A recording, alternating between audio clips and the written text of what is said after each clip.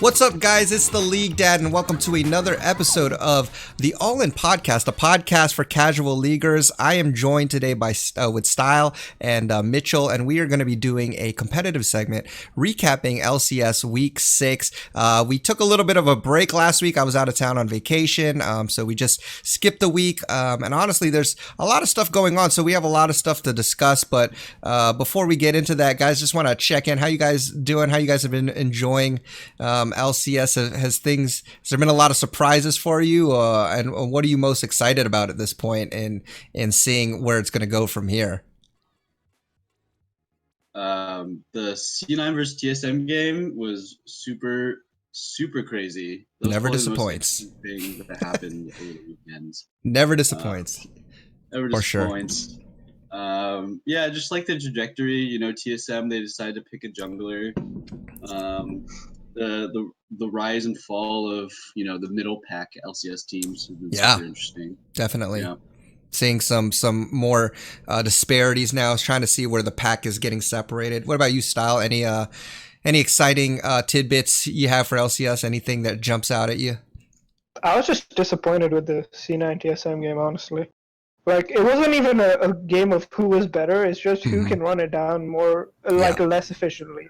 Yeah. And then, that made me sad, I guess. No, it's because TSM loses the same way every week. Like, it's not like they lose early, right? They'll win early, and then they'll think, you know what would be fun if we didn't win this game.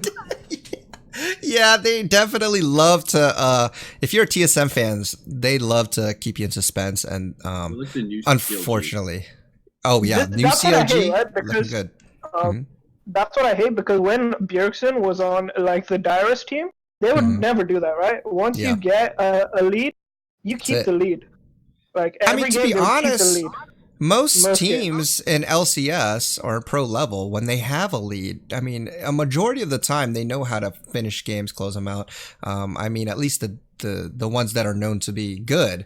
That's what makes them good. They know how to use their leads and close them out. And it seems like TSM on a number of occasions in this split have gotten a lead and then just didn't know what to do with it, or tried weird, questionable things and then just threw the game. And there have been games that they've won where they almost lost because of that very reason. So we'll definitely talk into that a little bit more, because they're one of the interesting caveats as a team that's supposed to be, you know, top 2, 3. They look like a very shaky team at this point. So we'll get into that. But it has been a hectic ride so far. Like I said, man, all of our predictions, I think before Rift Rivals, we kind of thought we had a trajectory of how teams were going to play out, but things have quickly changed. And so a lot of good storylines here: the rise of 100 Thieves, the fall of Optic, kind of the middle pack being more defined now, TSM being shaky, like I said, Team Liquid and C9 kind of separating themselves as the top. So a lot of good things to talk about. And, you know, other than Team Liquid and C9, because if you look at the standings, you can see it here on the screen, but right now sitting in first is Team Liquid. Sitting in second solely is Cloud9. And then from there, you have kind of some ties for different places. And you have TSM, TLG tied for third, Optic and Golden Guardians at fourth, 100 Thieves and Clutch at fifth, FlyQuest at sixth, and Echo Fox in last. But I think what's pretty crazy here is that we've always, for the most part, seen, you know, the top three: Liquid, Cloud9, and TSM being the top three. But I honestly think Liquid and Cloud9 look solid. I am questioning whether TSM is a top 3 team, and I want to get your thoughts on this real quick before we move on, since we were already talking about it. What do you guys think about TSM, and are they still a top 3 team in the LCS? Anybody can jump in. Well, I mean, they just lost to CLG for the first time ever, almost. Long. Right? Yep, the curse is broken. So, I mean, if there was ever an argument to make it, CLG has the head-to-head or something, right? Oh no, they're 1-1. So CLG could be a better team than TSM right now, just because they're tied, I think, in the standings, and they just recently won their head-to-head matchup. So yeah, TSM could be top 4, not top 3. But I mean, still got a couple weeks into the split. We can see what happens. Okay. Style. Do you think top three TSM still top three caliber? I don't think they're top three. Maybe okay. I don't even think they're top four. Wow. Okay. Where would you place them then, if you could, at this moment? Like I would definitely put them top 5. Maybe top 4 if like they can beat the lower tier teams, but I still think like my number 1 will always be TL right now. Mm-hmm. Yeah. Then C9. Mm-hmm. And then I'll put either TSM or 100 Thieves. My hero 100 Thieves. Yeah. Best team. 100 Thieves. I'm telling you. I'm telling you. 100 Thieves. We'll get to them. We'll get to them. I think you have some legitimacy in that argument. Okay, so I would put either TSM or what is it? 100 Thieves at number 3, and then I'll put either COG or that on number 4. Okay, so you're saying they could be a top 3 team, but you're thinking, but I guess before it was maybe more clear that it was, top 3 for sure. Now it maybe is like maybe they're top 5. It depends what you mean by top 3. Do you mean by like who are the top 3 teams playing, or do you mean like in the standings who's going to end up in the top 3? Yeah, I would say who's going to end up in standings because the seeding matters when it comes to playoffs. In standings, then I would say TSM because I can't put 100 Thieves at number 3 because they lost so many games at the beginning. Yeah. Okay. Right? But in terms of how well they're playing, I would put 100 Thieves higher than thing. Okay. Makes sense. I'll still put TSM number 4 though. I think COG is just better. Wow. So, does that mean that if we were to get into playoffs and 100, like everybody's playing the same level as now, you would expect 100 Thieves to be like top 3 by the end of playoffs? Like if it was tournament time. Not top 3, then top 4. Wow. Okay. Bold statement. I like it. We're all about the bold statements here. Hey man, you got to go big or go home. By their bot lane, right? Their bot lane carries them through like a lot of these games. Mm-hmm. Yeah, for sure. And Fake God, even though he like runs it down like let's say 50% of the time, he weathers the storm most of the games. Or he's like impact, yeah, he's like I would say he's like Impact. But I think the way it works, like I think Amazing was a really good player. Like back when he was on TSM, I thought he was really, really good, and now I think he's still pretty good. I wouldn't say he's as good as he was on TSM. Origin. He made to semis on Origin.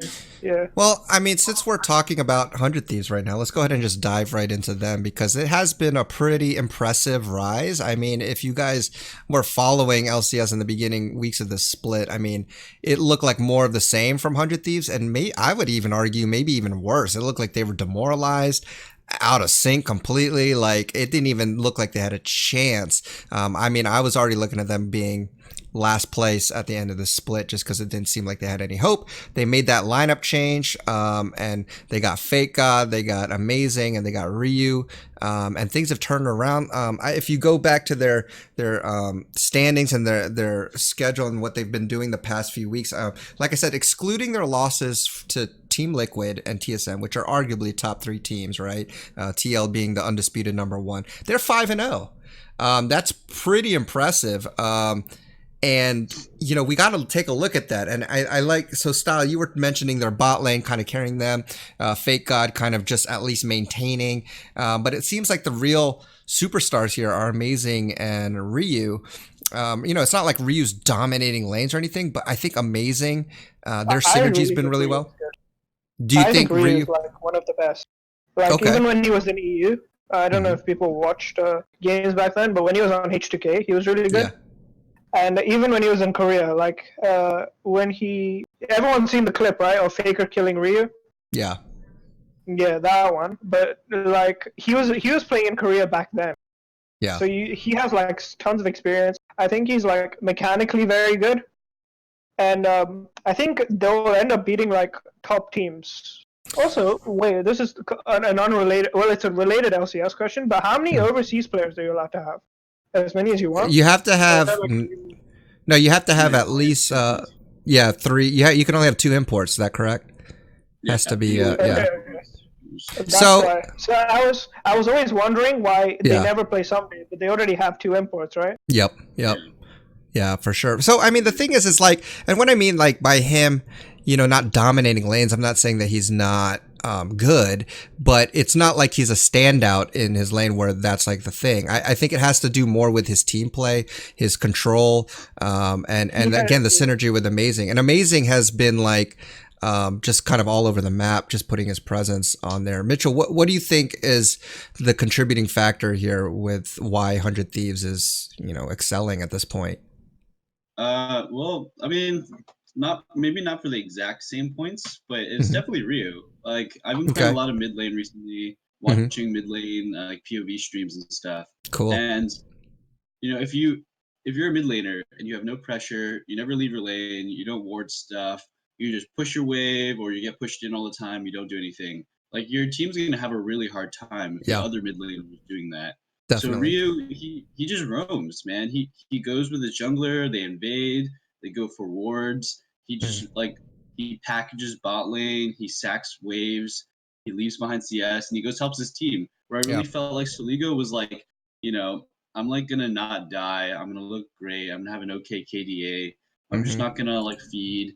And you can't have that from a mid. You can't have that. Like, yeah. An important role. You gotta roam, Exactly. you gotta kill people, man. Yeah, that's what I think doing. Good. those are like really good points. Like, I agree like 100% with what he's saying. And also that it's Soligo is a rookie, right? So he's not gonna know these things. He's just gonna be like, I don't want to look like I'm completely like running it down, right? Yeah. And I think people need to stop worrying about that. If you watched who was it that played for Optic, Scarlet, like he did things like flashing in, right? Flash outed and things like that. And I didn't see Soligo do any of that. Yeah. And I think you're right. Yeah, no, I think you're right. I mean, as a mid laner especially, you can't afford to be, it's not top lane, right? Where they're on an island. What they do, their movements matters. Not saying that the other positions don't, but mid lane especially because you're in the center of the map. So if you have pressure, then you can really do a lot of things. And I agree with you. I think Ryu has that knowledge and has the ability to do that. And especially if you're on the same page, I think one thing that is maybe the most impactful and what I'm starting to see is that it seems like they have kind of an identity now, right? Like I feel like before you didn't see what kind of team was 100 Thieves, right? Like you didn't really know. But now with Fake God, okay, yes, he's not the best, but him playing Gangplank and going 008, right? Like that's good. That's, that's fine. Like that's, and maybe, Impact has stepped up his game now, but he used to kind of be that meme player. Like he's just kind of like doing his thing, trying not to die, right? But Fake God can be that player, right? Just pick somebody like a Gangplank who could still have map pressure and, be relatively safe, then do that. And you have Amazing Ryu who are pressuring the map all over the place. And then you got Bang, who's still obviously a good ADC. And Afro Moon he's still making some mistakes, but I mean, he's there. He's good. He's Afro Moon.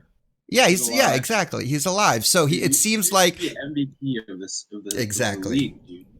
Exactly. And we're starting to see that back. It seems like he's brought back to life. So it's exciting to see. It feels like they have kind of an identity here. In fact, I was just looking at KDAs. So other than Xmithy, who just had a ridiculous 23 KDA out of all the junglers, freaking Amazing was right behind him with a 10 KDA. He had a 10 KDA in both games. That's pretty insane. And coincidentally enough, if they're not in sync already, Ryu had a 4 KDA in both games. So they both had 10 and 4 KDAs for both games. Playing really well together, and it just seems like things are starting to click. And again, I'm interested to see where they go, and maybe they end up top 3, top 4, as Style is so thinking. So Mitchell, top 3, like no, top 3 won't happen in terms of standings, but in terms of how good they are, I think top 3 can happen. Okay, yeah. I think they lost too many games to be top 3 now. Sure, but as far as level of play, I mean, Style does put him up there. Are you in the same boat there, Mitchell, as Style, or do you kind of have a little bit do you have some reservations about their play? I mean, maybe it's a fluke or something. Yeah, I have reservations. I don't think it's a fluke. I actually think all their players are that good. Like last time we saw the majority of this lineup, they were top 2, top 4 in 2018, right?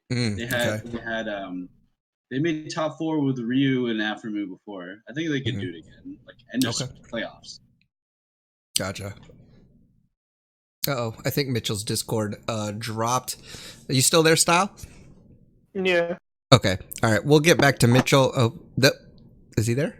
No, I don't think he is. Okay, we'll wait for him to pop back in. But all in all, I think you guys get the gist. 100 Thieves moving on up, and we'll just have to see from here if they can continue solidifying their identity and then, continuing to make this impressive run. On the flip side, now let's move on to Optic Gaming, because Optic at the beginning of the split, if you remember, they were sitting up top. I mean, they had some impressive wins. I think at first we were like, okay, they got some wins against teams that they, kind of middle of the pack teams, but then they were beating teams like TSM and we're like, okay, maybe they're for real. But they've lost their last 3 out of 4 games. And they've lost to mediocre teams, arguably, I guess. I mean, not so mediocre now that everything is settled, but they've lost to, Clutch, they've lost to FlyQuest, and they lost to 100 Thieves, who up until this point, we did not think they were going to be as good as they are, but they are doing really well. But Optic has kind of fallen out of favor. Style, what are your thoughts on that? What do you think the factors here as to why Optic is getting worse? Is it just other teams are getting better, or is Optic... That's what I was going to say. I don't think Optic's getting worse. Like, everyone thought they were really good, but in reality, they didn't play any of the good teams in the first 4 games. So they won those 4 games with ease, right? And then I think the teams they played were like, Echo Fox, who's doing really bad, FlyQuest, who are doing really bad. Then they played against 100 Thieves, who weren't as good, and I think it was GGS. I'm not 100% sure those are all the games, but they just played like considerably weaker team. And then as soon as they hit 4-0, everyone was like, wow, this team is so good. They won 4 in a row. And then they played against a good team. They played against TL and they got smashed. They played against Cloud9 TSM. lost. Yeah. So they lost to Cloud9 and Team Liquid after that 4-0 streak, which kind of brought them back to earth. And I think that's where we were like, okay. But then the next week they beat TSM. And I think that's where we were kind of like, oh, maybe there's some hope. So the they only played TSM once, right? And that was the game where TSM threw, like hard throwing. Yeah, and I think that wasn't like Optic playing well. I think that's just TSM being TSM and just running it down. Yeah. And I didn't think, like, you can be a team once, right? And then it would be like, you can like make the other team, it's not playing well, but if you just don't make too many mistakes, you can just like level the battlefield or the playing field, and then if you don't make mistakes and you just wait for them to make mistakes, it's a whole different level to when if you wait for them to make mistakes and they don't make mistakes, then you're just like, what do I do now? Yeah, I mean, I think there's definitely, I mean, when I'm watching them, it doesn't seem like they're making any huge mistakes. It just seems like teams are outplaying them, and I think that echoes your sentiment as far as like teams are just getting better. I think teams are just starting to click and get used to it. There he is. He's back. Can you hear us, man? Okay. Hey, nice. Hey, man, works. We were just talking about Optic, right? So on the flip side of 100 Thieves, where they've made this incredible run, the opposite has been true for Optic, where they started off, really strong.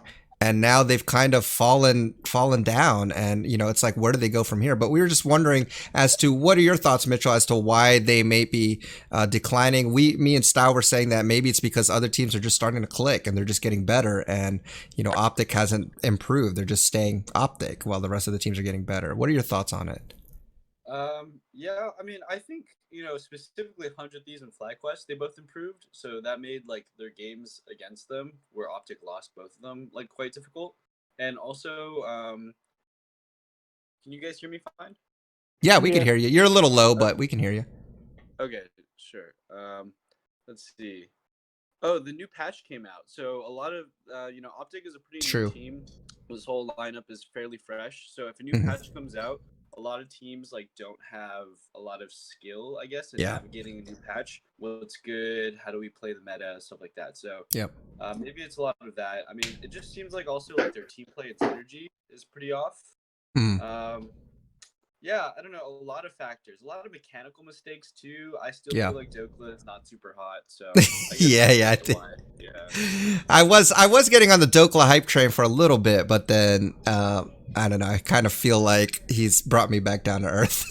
lately. Yeah. But that's okay. And again, so it's weird because we're seeing two teams in completely different trajectories, and I'd like to see where that ends up, because honestly, Optic is 6-6, 50-50. So I don't know, where they go from here. They have pretty decent schedule coming up, but we'll just have to find out and see, if they can change something up. Let's move on to Cloud9, because we kind of skipped over them, and we're talking about how they've still solidified number 2. I feel like they're number 2 team easily, but they've swapped out, because Licorice with his injury they now have Kumo in the top lane. And what are your thoughts on him so far? I mean, they've continued to win even with him, putting somebody else in, who knows how much they've been able to practice and, getting the chemistry down, but they've been winning. All right. What are your thoughts on Kumo? And do you think Cloud9 continues to shine even without Licorice, or is this just maybe beginner's luck? What are your thoughts on Kumo?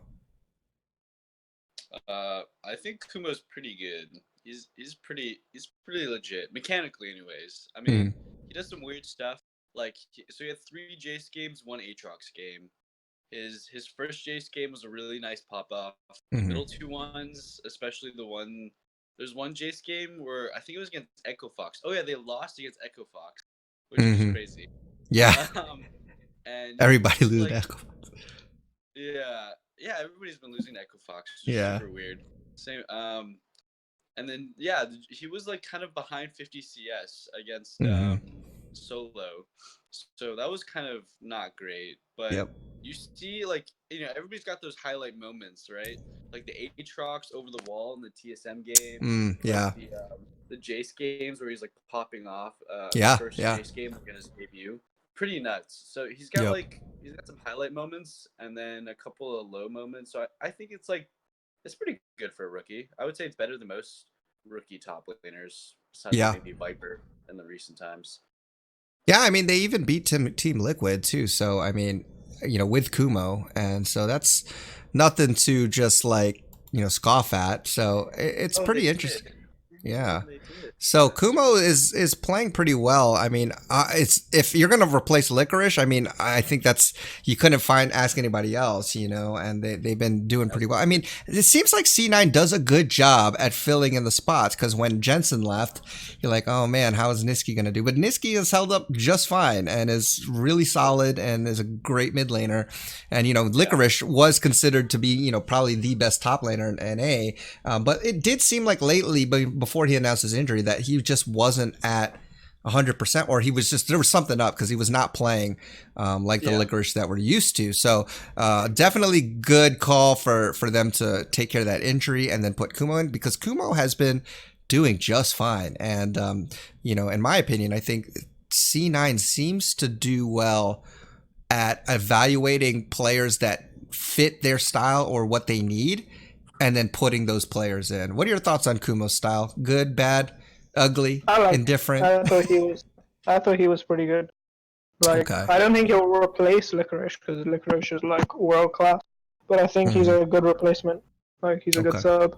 Yeah, for sure. I think other teams are gonna want him as well now. That's what I was gonna say. Sometimes being a fill-in is good, because you get to prove yourself on stage. I mean, I think Keith kind of did that for a little bit, right? And then he became, starter, and then faded out of existence again. But, this is a good thing for Kumo. Keith is a good example. I think Ray, if you know Ray. Oh yeah, Ray. Yeah, sure. Ray, he's now the top laner for EDG, I believe. Yeah, well, he was at Worlds. Yeah.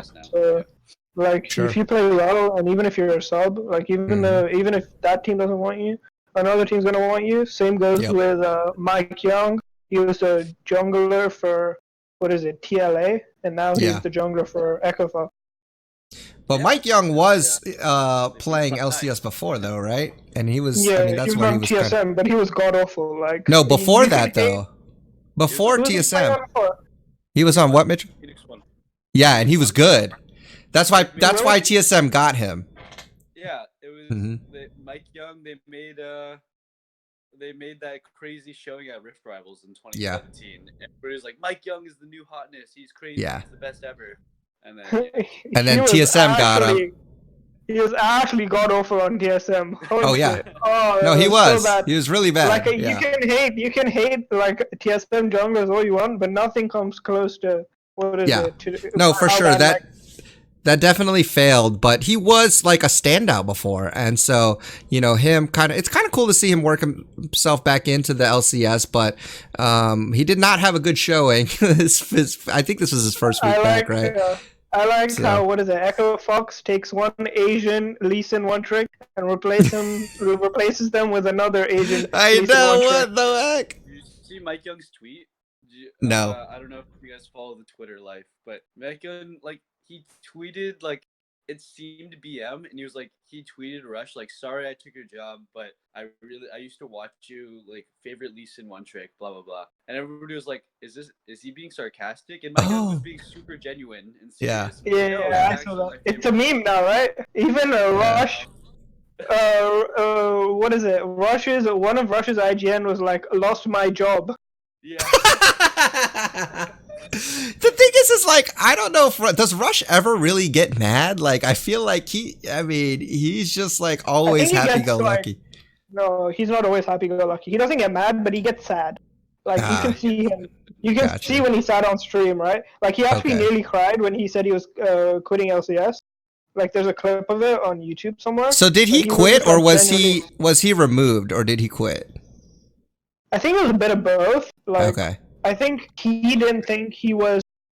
I think he decided he didn't want to play because he wasn't like stepping up, right? Like yeah. Yeah, but that makes sense. When Rush was it C9? Yeah. When he was actually an insane player. He was insane. That split. That was crazy. Yeah.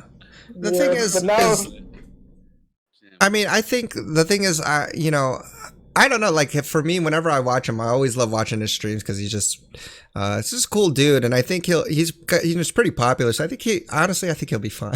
I think he will be fine, even if he's just streaming. He will be just fine. All right, let's move on to the rest of the teams. Like, that's it. We talked about the highlight teams. Now let's talk about the rest of the teams, and I'm gonna lump it here, and you guys can talk about any of them. But the teams we haven't kind of brushed over yet, is I know you probably want to talk about CLG because they have been doing some things. But CLG, Golden Guardians, Clutch, FlyQuest, Echo Fox, any of those teams, if you guys want to talk about any points of there, feel free to bring them up to our listeners. Anything about CLG you guys want to mention? I'll do I want to do FlyQuest. Okay, Mitchell, you could do CLG. Yeah, I want to talk about CLG. CLG is super interesting. So they beat TSM first time in a very long time. It's a big story, right? I think that was last weekend though, right? Not this weekend. Yeah. So I don't know. Whenever CLG can actually beat TSM, like, the rivalry was pretty one-sided, right? TSM sided for a long, long time. But when it was not TSM sided and it was CLG sided, they went on to win the entire split. I remember that. Yeah. Twice. Once with Doublelift and once with Stixxay. So if ever the rivalry is on CLG's side, history won the whole split. I mean, it's a very small statistic, but CLG's gonna win the whole thing. The split, maybe. I don't know. I'm just crazy. No, probably not. They win the whole split. Wow. Yeah, no, probably not. It's a big hey, if history if history is a good predictor, then you never know. Hey, if we'll be eating our words if Mitchell's right. And then Nerd will be pretty happy about that too, as a CLG fan. Exactly. Yeah, just like a couple of more points I want to throw out there. So what I've noticed just comparing TSM and CLG is definitely like a lot different. Like, ever since Zix left, right? But ever since Zix got to TSM went from do nothing early game, be a better team, and win late game randomly, right? That's kind of been their identity for years. But then in the past past two splits, when they've had Zix, they've definitely been a stronger early game team, and they've had, like, in the CLG or in the C9 versus TSM game where they got AK up, they had one of those games where it was like, wow, their early game was so precise. They had everything down to, like, the nail up until 20 minutes where you got a huge gold lead, right? Now all you have to do is close it out. That was exactly the CLG problem. CLG would do that every single time when they were like 7th, 8th place. They would get really ahead in the early game with like carefully crafted Zix like strategies, and then they would just throw in the late game and lose. Like that was every CLG game in 2018. And then now it's a TSM problem. And I actually just think it's a Zix problem. I totally think Zix is like tunnels super hard on having a perfect early game. Yeah. They don't practice the mid game. They don't practice the late game. So that's really interesting. Hence and TSM then, problems? Yeah. I don't completely agree with that. Okay. I think most of TSM's problem doesn't rely on the coaching staff. It relies on the players. Like most of these games, you see like either Sven out of position or someone getting caught out in the side lane, and those aren't things you coach, right? Maybe rotations are things you coach, but like things like Sven getting caught out, that's not something you can predict, right? You can't say, hey, you know what you need to do, Sven, this game is not get caught out. Not suck, you man. don't coach things like that, right? But getting caught out is like a complicated, like, it's not just because sometimes you get caught out because you were doing something stupid. Other times you can get caught out because you didn't know what the mid-game plan was. Like, if you get caught out in the mid to late game, sure, maybe you're just being dumb, but also you could have had a different idea of what the right play was to your team. So you go somewhere where your team doesn't think it's the right call, and then you're, like, out of position. But if everybody committed to, like, let's say Sven's call to go bot lane or whatever it was he got caught out, then it wouldn't look so dumb. But I do think that it like saying it's not a coaching problem is like, oh no, I wouldn't say it's not a coaching problem. I'm saying it's not completely a coaching problem, or majority of it isn't a coaching problem. Because if you look at like, okay, getting caught out, like you said, is knowing what to do, right? And everyone not being on the same page. But if you watch most of the games Sven gets caught out, like, okay, when like Broken Blade got caught out or Bjergsen got caught out, it was like, I remember there was one game where Broken Blade got caught pushing top lane, and then they lost Baron off that. That I understand is like a mid-game problem because TSM didn't push the tower they were at, and they backed off because they thought a flank was coming. That, I think, is a coaching problem. Yeah. When Sven goes in to land like an extra 2 autos, 1 auto, I think that isn't a coaching problem. That's a player problem. Okay. Yeah. Yeah. Fair enough. In those scenarios, I totally agree. Yeah, Sven has totally been one of those ADCs lately that's like, you don't need to pad the damage charts, man. Just back off. Yeah. Oh, you're dead. Yeah. And I think, I mean, in any situation, though, I don't think, you're always trying to look for a scapegoat. But I think in TSM's case, you're probably right with a little bit of both. But going back to CLG, though, I mean, you're talking about, what's making them move. And, they've been they've been performing well, and it's pretty cool to see. But this coming week, they are playing C9. So that'll be a test for them, especially because they are like tied with TSM right now. So it'll be interesting to see if CLG can actually beat C9. And if they do, then I'm going to be really wondering, like, they maybe are the real deal. So CLG's already won up on C9. They won last time. CLG could have gone 2-0 against both Team Liquid and Cloud9. Well, if they had won. But, like, that's crazy. CLG already beat TL and C9 earlier this split, which is pretty nuts. So interesting. Maybe your theory's not as far-fetched as we thought. So CLG. Maybe we'll do that in when we take our predictions or our bold statements at the end. Maybe that'll be yours. Keep that in the back pocket. So Style, let's go. Style, let's go on to you said you wanted to talk about FlyQuest. Did you have anything on FlyQuest? Yeah. Okay, so I think FlyQuest is one of the like more underrated teams, and I think that if you give, I wouldn't say they're like a top team, right? And I don't think they're gonna be like a top team. I think they've got like 100 Thieves. I think they're playing against 100 Thieves this weekend. And one of the games, but I think that's going to be a really good game. I think 100 Thieves are going to win, but that's because 100 Thieves against FlyQuest the best. And then interesting enough, real quickly, because you were talking about FlyQuest, I was doing some stat checking, and after Doublelift, Wild Turtle actually he hasn't been winning, but his KDA has been top tier with Doublelift and Sven. I mean, I know that's not everything, but his CSing is good. His GPM is pretty solid. So Wild Turtle has actually been performing decently. I don't know if that's, it's not translating into wins, but just as an individual performance, seems like he's doing pretty well. So, I mean, Go ahead. I didn't want to. I just had to put that in there since you're talking about them being underrated. I mean, do you think though that they can move higher compared to I don't how know about moving, but like Okay. I think they can stop certain teams from getting too high. I think Okay. they could make playoffs. I don't know how confident I am that they'll make playoffs, but Okay. Yeah, it'd be pretty crazy if they made playoffs. yeah, They'd probably have to knock out like some of the other people trying to get playoffs with them, like 100 Thieves. Like if 100 Thieves makes playoffs, I don't know if FlyQuest makes playoffs. Like they're Yeah, for sure. fighting the same. yeah, 100 teams makes playoffs. Putting Yeah. that out there. And what's it called? I think giving Viper Riven is the biggest mistake any team can make. Like you just don't do it. Just don't do don't do it. Just ban it. Just ban it. Just ban If it. you want to win, just ban it. Like every game I've seen this guy play Riven, he pops off. Yeah. It's the best pretty thing insane. in the freaking world, dude. It's so good. His ribbon is clean. Yeah, I love it. And it's like, you got meta champs? Forget that. I'm gonna pick Riven. Like he just destroys. The thing is, everyone is picking Aatrox, right? And Yeah. Riven does really good and it does really well into Aatrox because Yeah. you can literally just dodge all the Mhm. Qs. Yeah. You can get in his face and one shot him pretty much. Yep. Yeah. Yeah. For sure. Yeah, I think it'll be pretty. By the way, did you hear about his brother, younger brother, who's like, I want to say like 10 or 12. What? Yeah, 12. And he hit Challenger. Yeah. What? Was it What? brother or was it? It's his brother. Yeah. I'm like, that just makes me, one, feel super old, and two, makes me feel super like I suck. Like I suck at this game, yo. That kid What? does not do his homework. There's no way he has time to do homework at school. He just Hey, man. He just plays Legion. If you're 12 and you got Challenger, if I'm the parent, I'm like, yo, let's set you up with a scholarship program.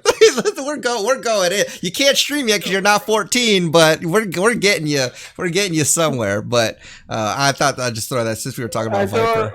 And this was on Reddit, right? And I was reading some of the comments and they were great. It's like, well, I'm 30 and bronze too. What's he going on with? Dude, and then what made me even sadder is that there were old dudes like me who hit diamond, and I'm like, oh, I'm worthless. I'm like, dude, I've accomplished nothing in my life. Oh man. See, and then they got to come out with teamfight tactics, and now I'll never climb ranked again. Good gosh, this is just the worst thing. Ranked TFT is coming out tomorrow. I know that'll be another game mode for me to just get hard stuck in. I don't know. I'm actually so bad at TFT, but that's a topic for a different time. Yeah. Tomorrow's podcast. If we get enough people, we're gonna be doing some TFT. All right, let's move. Let's move on. Going on a tangent. You guys got anything on Golden Guardians, Clutch, or Echo Fox? I mean, Golden Guardians is I don't Done. know why they Hot trash. Actual hot trash. Yeah. I still think they should have stuck with Deathly and Olay. Not that they were Exactly. better than FBI and Huhi, but just Mhm. like They are better. synergy. Maybe they're Yeah. better. I don't know if they're better. They like kind of seem like the same whatever team, like whatever bot Yeah. lane to me. They're just like kind of your whatever bot lane, right? But if Yeah. they're both gonna be your whatever bot lane, you should have stuck with the one that you've been playing with like Yeah, the all whole split. last split. Like just stick with the same one and Yeah. get your synergies down. You guys. I mean, I have think if two you're, games. I think it's because if you're like 100 Thieves where you really got nothing to lose, then yeah, try anything, right? But I think Golden Guardians already was looking good. They had a slight hiccup, but I think that maybe they should have. I don't know. I think they were trying to do something too drastic for. It was probably overreaction. I think to maybe some I smaller agree. problems they Huge could have fixed. overreaction. Yeah. They had like a really solid strategy. Play through top and mid, contracts camps for them, and then you play Yeah. Tom Kench or an Ezreal or whatever that's just Yeah. kinda in the bottom lane. You just AFK farm, and Yeah. that's fine. You could do that. That's what that's what C9 does. Just do Definitely. it. It's fine. But then you're trying to play through FBI Yeah. and Huhi, and it's not going too well. Yep. Contract is inting. This is all rough, dude. One thing I forgot to mention, going back to FlyQuest just for a hot second, is Wadid. What do you guys think? I was looking at stats, and it seems like so far the games that he's been playing, he's been playing pretty well. in the Yeah. whole league. And in the 4 games he's played. Wow, yeah. No, but I mean, what do you guys think though of the Wadid experiment or the Wadid? He's good. Okay, so you guys are everyone feeling who comes from EU good? Let's be honest. I hate you because it's true. Daggone it, Style. I hate you because it's true. To be fair, EU can't take credit for Wadid because he's Korean, right? So That's true. That's true. I think his glory days were still in G2, and then he moved to BBQ Olivers, and it just went to shit. So technically, his glory days were EU. Okay. Losing streak's over, so yeah. Exactly. And he had to go ball in with Hjarnan, who's actually hot trash right now. So I think if you can carry Hjarnan, you can carry anyone. There you go. Hey, that's, I guess, one way to look at it. Look by. There's no perks on the team, so I don't know, man. It's like, true. Yeah, you can carry Hjarnan, but you also get carried by perks. That's true. Pretty good. It's just a team full of getting carried. It wasn't Wadid who went to BBQ Olivers. It was Ignar. That's my bad. Oh yeah, that's right, Ignar. Yeah, you're right. Okay. He went to a challenger team in Korea, right? He used to play. He was on Rogue in EU for a bit, and then he was on FlyQuest Academy for a bit. Yeah. And then they moved him to FlyQuest. Well, it'll be interesting because I like the whole sleeper FlyQuest. Honestly, on paper, FlyQuest looks like a good team. They're fourth, just last split. Yeah, and I mean they look like a good team, so I don't know what's happening, and so maybe if something starts to click, maybe it's just chemistry issues. I don't know, but yeah, I kind of have to agree with maybe they make some noise and they pull some surprises here towards the end. I won't sleep on that. Their roster is all world-class players except for their support, and now even their support is a world-class player, right? Yeah. Wildter, the Pobelter all have a lot of experience. Yeah. Santorin has tons of experience. And the only person that doesn't have experience is a Viper, and he's just like who's still good. Yeah, he's just a really good rookie. Yeah, sure. The best. Yeah, he's the best. Yeah, I think he's the best rookie in NA. I would say. I think the only rookie that beats them that they were this good when they were rookie is Caps. Yeah. Well, if we're talking NA, I mean, you can think Licorice. Licorice in his first split. Yeah, Licorice was pretty good. No, that's true. Actually, that's my bad. Bjergsen was actually. Yeah, that's true too. God damn. All right, bring it all back. Never mind. All right, we forget everything that we just mentioned. Yeah, Bjergsen was insane as a rookie, though. Yeah. All right. Okay. Yeah, let's go ahead and what's that? Should we talk about Rookie of the Split? Not yet. I think it's still. I don't think we're there yet, but we will talk about our MVP candidates. MVP candidates. Let's talk about that. We'll talk Rookie of the Split maybe next show. How many more weeks we're in week 6? There's 4 more weeks, right? I mean, you can always say your rookie candidate as well as your MVP. That's true. Why don't we do both? Let's knock it two out in one stone. 2 birds with 1 stone. Who's your MVP candidates? I'll go last. That way I can hear what you guys say and then. Steal your points. Okay, let's start with you, Style. You got it. Who's your MVP candidate? MVP. If you were to ask me at the beginning of the split, I would say Doublelift. If you ask me now, I'll say either Bang or Doublelift. Ooh. Of course, you're not partial to ADCs, though, right? To be fair, I don't think anyone has popped off in any other role. Has 1v9. When I see Bang play, it's if Bang pops off, they're gonna win. But you see teams even the best of the best, like Bjergsen. You see Bjergsen play, and he'll win his lane, right? And then you think Bjergsen win his lane, but that doesn't mean they win the game. Bjergsen can be 8-0, 9-0, and they could still lose. But you see Bang when he was playing Xayah, he won his lane, and then right? He's just gonna translate it to other lane. Yeah. It's the same thing Doublelift does, right? I was saying this when we were watching the finals, right? TSM was 2-0 up, and everyone was like, "Oh, this is an easy win." And then game 3, Doublelift is behind, right? He gets an inch of a lead, and he just dominates them, and that's how this. It's not the team being good, it's him being good. There's a big difference. You could play on a world-class team and then just get carried by your team, and it's going to be oh, you're the MVP because your team's winning a lot, right? Because most people are going to pick the MVP from the best team, right? Because they assume they're going to be good. But you see, 100 Thieves isn't like a world-class team. They have mediocre players in like every lane, except for a bot lane. I think Aphromoo and Bang are like very experienced players as well. Yeah. They have like a bunch of new players, except for Amazing. But like Amazing isn't like, he's not been playing for that long. Like he's been in the scene for that long, but he hasn't been playing for that long, right? He's been on and off. But he's been on and off, right? After he stopped in, he's been on and off a lot. Yeah. But like he was off for Spring Split, yeah. But mechanically, like if you watch the QSS from Bang, things like that. That was nuts. Either way, I would put one of my MVPs will be from the 100 Thieves team, which would be either. So my first pick would be Bang, and my second would be Ryu. Okay, so go now. So you've said a bunch. It's MVP candidate, not candidate. Yeah, okay. So I'm just kidding. Okay, so give me your three, but in order. Like, who's your first pick, second pick, and then third so mine's pick? Bang. Okay. Doublelift. Okay. Put third. I'm not gonna put Ryu because he's not played enough games. Okay. But he has made a big impact, though. I'll put. Oh no, I can't put Viper. Number 3. I'm gonna stick with Bjergsen as my number 3. All right, and then who's your rookie? Rookie of the split. My rookie is Viper. It's no Viper. Like for me, it's rookie. Wait, he can't be a rookie? Yeah. If it's not. Oh no, let's say rookie of the year then. Rookie of the year. Is it done by split though, or the awards done by year or split? Yeah, the split. Yeah. So okay, of the split then.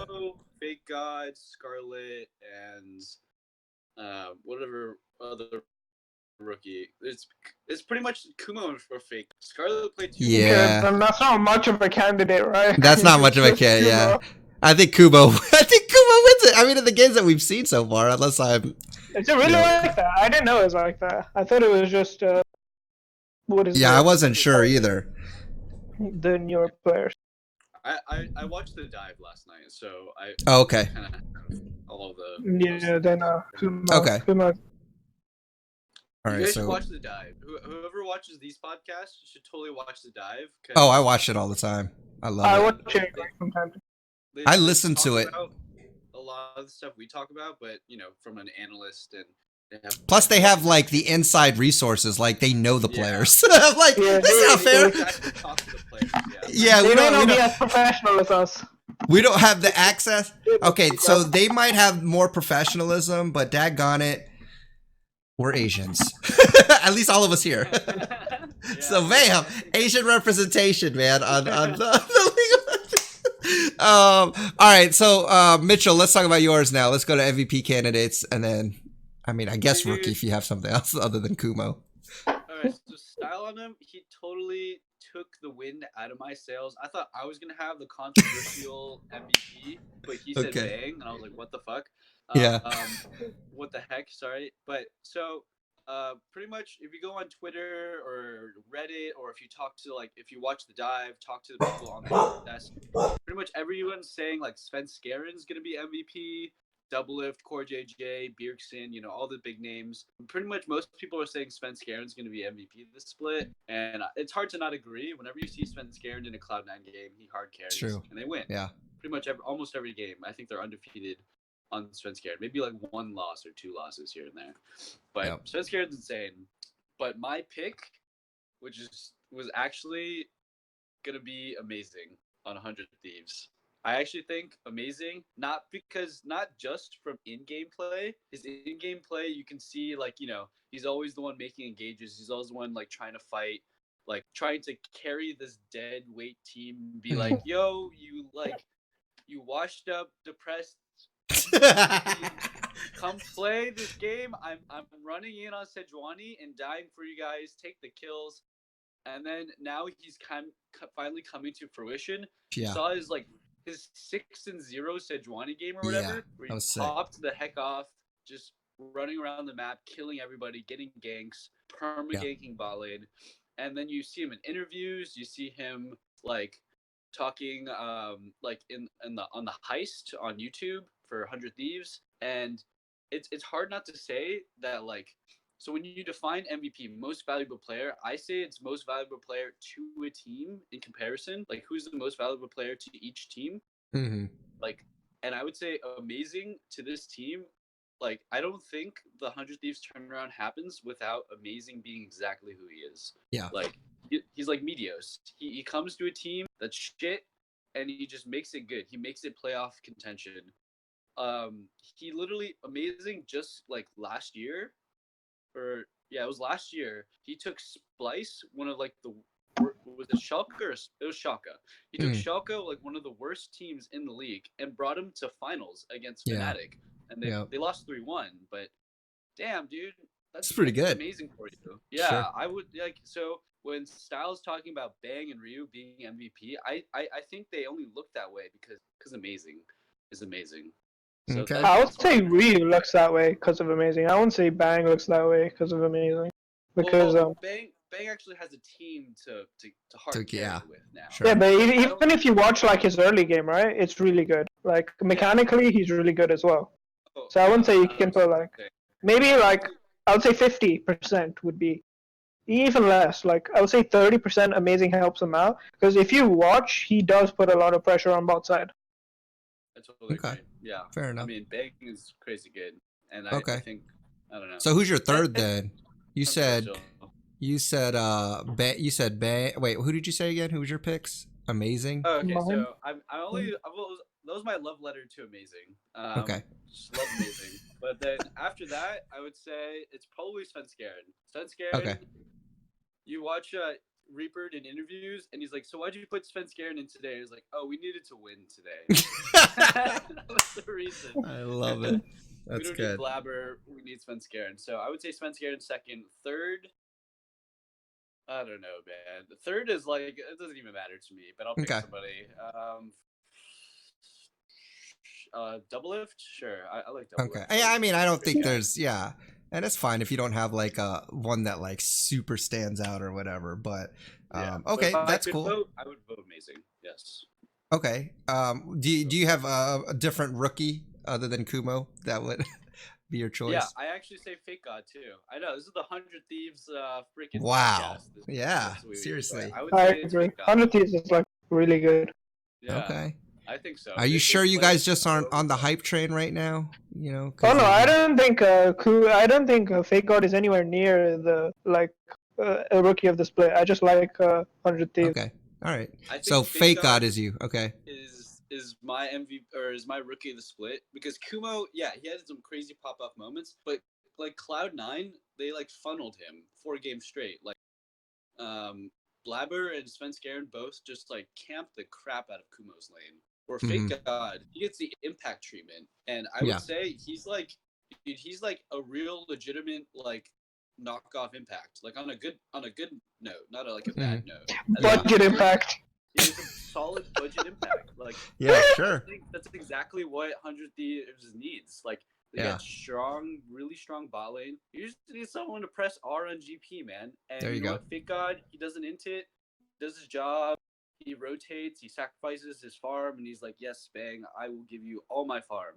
That's exactly what you want from a top laner. That's what I want from my top laner. Yeah, good luck. All right, well, that's a pretty good. I mean, I think you make solid arguments there. All right, let me go to my candidates. So, I guess I'll like my 1 and 2 is kind of close, right? So mine is maybe a little more controversial, but for different reasons. So my number 1 that I think, just going through everything and thinking about everything that's split right now, if I had to give it to someone right now, I would actually put Xmithy as my MVP. Reason being is that this guy is... That's why. Right, so people always forget about Xmithy, but if you look at his numbers, he is just performing so solid and so consistent on so many different champions. I mean, yes, they have a game plan and strategy, and yes, he enables Doublelift, but his pathing is so good. And you know, I watched a little more of his because he's actually streamed a little bit, which is rare. But his solo queue games are incredible. Like, he is so good. Mechanically, he's good. I mean, his pressures when he's stealing objectives or getting objectives, he's on point. So I think for the fact that, yeah, people don't really, it's not that they forget about him, but I think he flies under the radar a lot of times because he's not as big a personality as some of these other players, right? But I think if you just look at the games and, you know, what he does and what he brings to the team, I think this guy is just one of the most solid players, and I honestly think that he's the MVP. My MVP, just as far as on a pure performance base, he seems to have just found a good rhythm. He knows his role. He knows how to play it within the team, and I think he just makes his team really, really good. And of course, they have good teammate, you know, good team members as well. But I think for me, number one would probably be Xmithie for that reason of consistency and. You know, he's just always solid. My number two is actually the same as you, Mitchell, was amazing. Like I also think that it's not just Ryu and what he does and all that stuff, right? Yes, I don't think that, you know, I obviously think Ryu has made a huge impact, but the reason why I put amazing on here too is not just because of his presence around the map as well, but for everything you mentioned, Mitchell, like it's outside of the game too, because sometimes being an MVP isn't just what you're doing in the game, it's what you're doing outside of the game. And from all, you know, all the eyes and ears, it seems like he has stepped up to be like, I'm coming in here, we're going to win. We need to do this. And, you know, who knows, you know, that in itself can be a buff, you know, if that like inspires your team. You know, I'm not the team. I don't know what goes on behind closed doors, but even from an outside leadership locker room standpoint, it seems like Amazing has taken that mantle because like we said before, it seemed like they didn't have a voice. Like Afromo was usually the voice in most of his teams, but it seemed like, you know, I don't know if it was communication issues or what, but, you know, was it Bang? Was it Someday? Who was it going to be? And I think Amazing came in there and was like, yo, listen to me. He's like, this is what we're going to do. And I think people are starting to take suit. So for me, it's not just that, but he's also, I feel like, given them the identity. Like, I feel like he's given them kind of like this style of where we're starting to see like what they actually are trying to do. And I think that's cool. So that's why I put Amazing at number two. Number three, I'm kind of in the same boat. I think there's a lot of players that could go in this number three spot. You know, Svenskeren easily could be there. Doublelift could easily be in there. I think even Bang could be in there. But any of those, I don't really have a strong number three. And then for my rookie, I don't really... What?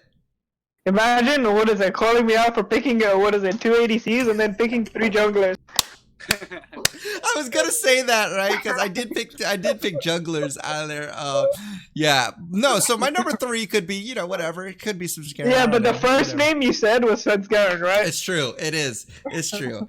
I picked three junglers, I guess, is what I did. I pretty much picked 3 junglers too. I picked 2 junglers. Exactly. And you're a jungler, aren't you a jungler, mate? Exactly. Like first and foremost. All right, so maybe we're a little biased. Whatever. I think it's because that's how we look at the game through that lens, right? Like we're just like, yeah. To be fair, whenever I watch LCS, I put Pro View on, and I literally have the main thing, and then I have bot support bot. Yeah. I mean, but I think it's good. You guys give different, you know, there's lots of good perspectives there. And I think all of the arguments are valid. I think we'll just have to see. And I think, like I said, all of the reasons you guys gave are perfect reasons why it could be MVP candidate. And I think that's why it's going to be tough to figure it out. But my rookie would, you know, just go to Kumo just because they're winning. That's it. And that's a hard shoe to fill. Can I change my rookie? Because I put Scarlet.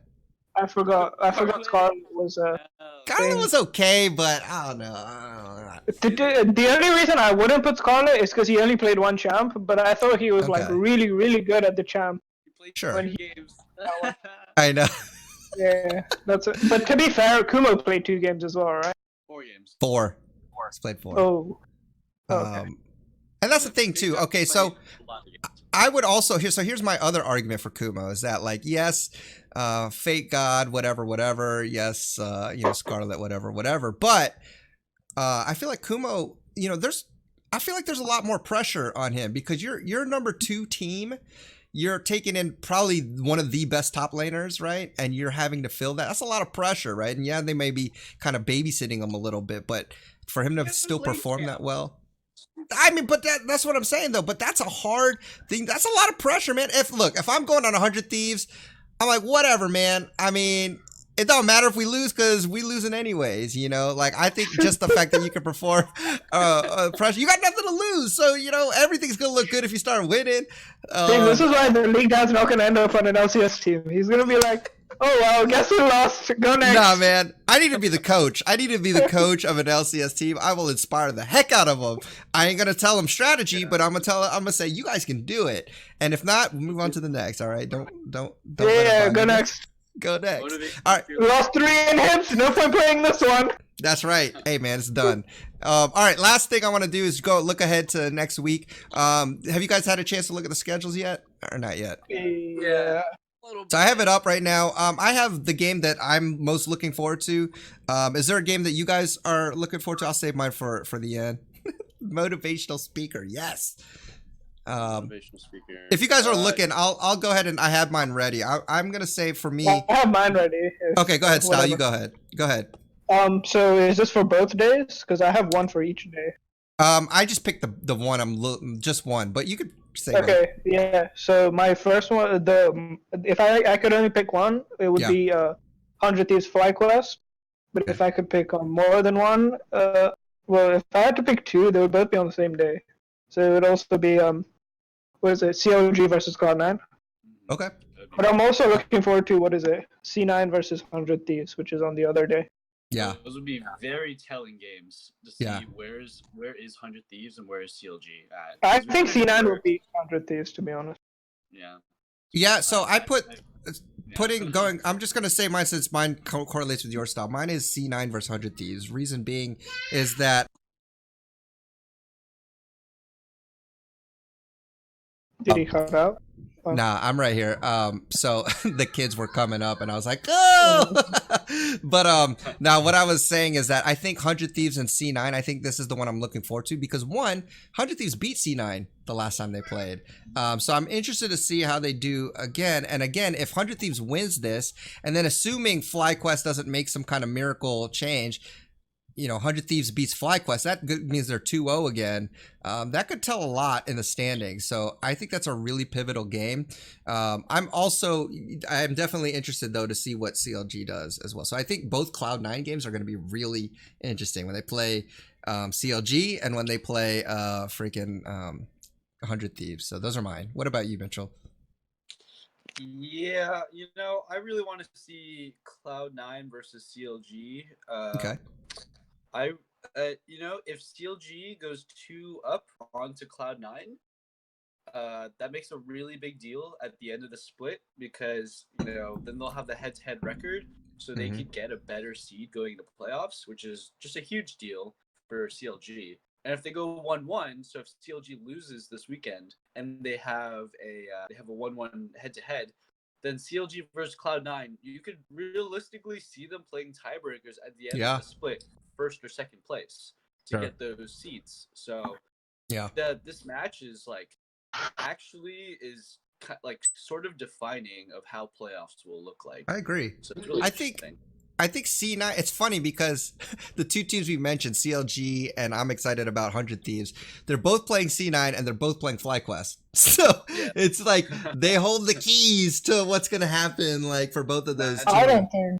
I don't think there will be a tiebreaker. I think you can easily spot number 1, you can easily spot number 2. So that's why I don't think there will be a tiebreaker. I mean, there could be. Yeah, but the teams they're playing are a lot different, right? Standings. Standings wise, because they don't play each other, so it's literally. I'm just saying that I don't think even after all the games go through, there will be a tied. If anything, there will be a tie for second place, but I don't think there will be a tie for first place. Oh no, TL will probably sit at first place by itself, but I think so. Playing a tiebreaker for second seed. And then all that is side selection, right? Or playoffs, I think. So, I mean, it's still pretty important, right? If TSM start winning games, then I don't think there'll be a tie because they'll win a couple of games, and then they'll just secure third place. That's all will happen. That's what I think will happen. Yeah, that means CLG or Cloud9 will have to get pegged down by TSM. Yeah, which I think is possible. CLG. I think TSM can beat CLG. I don't think TSM can beat C9. Well, we have 3 more weeks. I guess we'll have to. Is it 3 more weeks? Okay, so we'll have to see then because 4 weeks. 4 weeks. 4 weeks. So I mean, that's what I mean. There's a lot of these games are going to be very important, especially because the standings are really close still. Even though it's not like the huge clump of ties there, it's still very close, and it's still everything is kind of up in the air unless you're like Echo Fox or, you know, I think Echo Fox is probably the only team I would say better luck next time. Yeah, they're pretty done. Cloud9. That's the thing. It's so weird. They pull these games off, and maybe that'll play a factor. I mean, I don't think Echo Fox is going anywhere, but they still play a factor as they could throw one of these teams off by just taking a win out of them. They're only one win. They're only one win below FlyQuest, so you never know. Yeah, but I also think FlyQuest is a better team, though. And just think Echo Fox. The games they've won have been like what? So I don't. Yeah, really, but yeah, and one of the games was but you have to remember one of those wins is against TL. Yeah, and they still haven't played TL again. What if TL loses twice to Echo Fox? That would be insane. That's the darkest timeline. If that happens and it goes to playoffs, the teams should scrim. The teams that are in playoffs should scrim Echo Fox and try to find out what it is they're doing that loses to every other team but happens to win against Team Liquid. That would be the insider scoop. That's what I would do if I was a coach. See? To be fair, seventh place is 2 wins away from 3rd place. Yeah, that's what I mean. Anything can happen. You go 2-0 in a week, that's a big, you know, shifter. 0-2, you know, you really have to perform. It's gonna be very close now. But the standings. Yeah. If 100 Thieves goes 2-0, and then let's say Golden Guardians and Optic Gaming don't do that well. Okay, if CLG goes 0-2 and 100 Thieves goes 2-0, 100 Thieves is tied for like 3rd. Yeah, just saying. It's true. That would be. Let's go. And then my prediction would be correct. I don't think that's like believable, but I think it's believable. Optic, I think, could go 0-2. Golden Guardians maybe could go 0-2. And if that's the case, then 100 Thieves definitely moves. Oh, we should do our predictions for like each game, like real quick. But don't describe it, but just say them. Okay. Well, so you just got to pick a team then. Okay. So for each. Right. Oh yeah. All right. So C900 Thieves. Just make a decision. No over analyzing. C9 versus 100 Thieves. Mine's the C9. C9. 100 Thieves. I'm gonna go C9. I'll go C. I'm gonna go C9. TSM Golden Guardians. TSM. I say TSM. Yeah, it's TSM. Okay. FlyQuest CLG. I want to say CLG, but it's a crazy prediction that 100 Thieves ends up tied for 3rd. I'm gonna go FlyQuest. I'm gonna go CLG. Okay, so CLG for Style, FlyQuest for Mitchell. All right, Team Liquid, Clutch Gaming. I'm gonna put Team Liquid. Clutch Game, no, Team Liquid. Just kidding. Lol. So we're Clutch Gaming or who is it? Who's it? Clutch and Team Liquid. TL. Yeah, TL for me. All right, Echo Fox or Optic? Echo Fox. I'm gonna say Optic. I'm gonna say Optic here. For the upsets this weekend. So you're saying Echo Fox, Mitchell? Yeah, I'm gonna say. I thought you were. Most of mine are pretty meta. I thought you were memeing. Okay, Golden Guardians, Team Liquid. I'm going Team Liquid here. Imagine Golden Guardians win though, I will laugh. What was the next one? Team Liquid or Golden Guardians? Team Liquid again, for me. All right, CLG C9. It's gonna be a good one. C9. I'm going C9. I'm going C9. I'm going C9. Yeah. Okay, so C9, we all C9 there. TSM Optic. I'm going TSM. Ooh. I'm going TSM. Optic beat them last time with Scarlet, though. Jesus. Yeah, but that's because TSM was hard inting.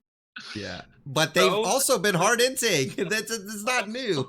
Exactly. Yeah. I mean, so is Optic, though. All right, I'm gonna go TSM. Okay. All right, Clutch Gaming Echo Fox. Ooh, that's like nobody wants to watch that game. I mean, I'm gonna watch it just to see if Demonte picks Kiana again, and then that's gonna be it. I'm gonna go Echo Fox. I'm gonna go Clutch Gaming. All right, Clutch. Yeah, Style? Mine Clutch. Rush as well. All right, 100 Thieves FlyQuest. I'm going 100 Thieves. Yeah, 100 Thieves. All right. Okay. To be fair, most of mine are pretty meta choice. Yeah, mine were pretty. Mine are like half crazy, dude. Mine are crazy. Yeah, pretty meta. Okay, well, last thing is any bold statements? I think, Mitchell, you were mentioning CLG, like your bold predictions, I guess, for next week. Do you want to make any? Yes. Okay. So here it is. It's a little convoluted, but it's crazy. So, we just talked about our predictions, right? 100 Thieves goes 2-0 on the weekend. That means they upset Cloud9 and they beat FlyQuest, right? Yeah. CLG, they lose to Cloud9 in a fairly close matchup, and then they get upset by FlyQuest, right? Let's say both those things happen. Yeah. So CLG is 0-2, 100 Thieves 2-0. Then 100 Thieves is tied for third, or fifth, or it depends how well TSM does. So is that your prediction though? Are you saying 100 Thieves goes to 2-0? Yes, that's my prediction. 100 Thieves goes 2-0, CLG goes 0-2, and all of a sudden 100 Thieves is easily in playoff contention. Oh, it's that. Okay. All right. Style, do you have anything? Any bold predictions? Is this bold predictions in terms of like wins and stuff, or just like no? If you have anything, if you want to say anything that might be kind of like whoa, like maybe you say Echo I don't Fox think you'll see. Everyone. I don't think you'll see a single game of Lux. That's what I'm gonna say. No Lux. Because she's getting hard nerf in support. That's true. Oh, is 9? Wait. If it's 9.14, it'll be active for this. 9.14 isn't even out yet, dude. Not even. It's out tomorrow though. It won't be out for. No, LCS? if it's out tomorrow, if it's not out yet, it's not gonna be on LCS. So. Oh, okay. Then ignore that. I think there's so many.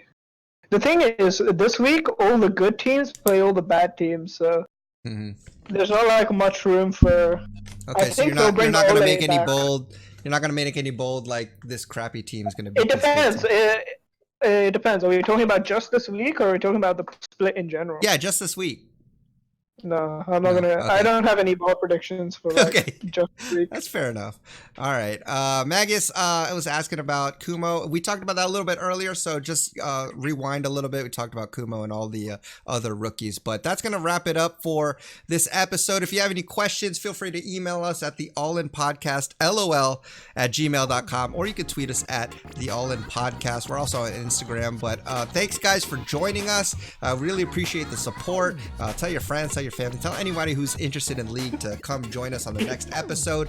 But look, until then, enjoy your climb on the Rift. Try not to get too toxic, and we will see you all on the next episode. Peace.